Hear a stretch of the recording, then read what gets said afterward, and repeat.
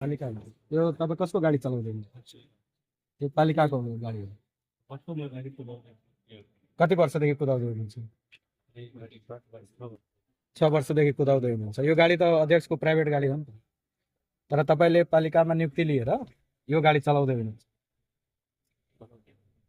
ल ठिक छ, यही गाडी हो। ड्राइभर चाहिँ पालिका,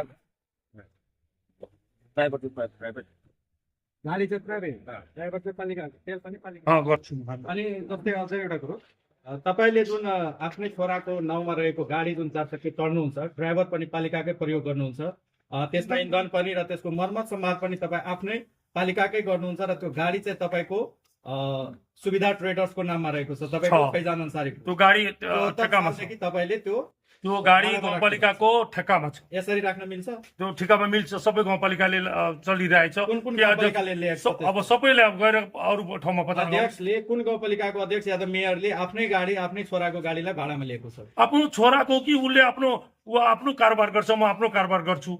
अनि तपाईँले त्यो भाडामा जसले यहाँ सस्तोमा दिन्छ त्यसलाई लिन्छु हामी। अनि यहाँ चाहिँ यो हरिनगर गाउँपालिकामा गाडी चाहिँ भाडामा लिनुको औचित्य के छ? उचित छ नि। जस्तै यहाँ तपाईँले 4 चक्का एउटा पालिकाले खरिद गरेकै छ, त्यो हुँदा त्यसबाट पुगिरहेको छैन। महालेखा परीक्षकले पनि त्यो चिजलाई ओल्याएको छैन।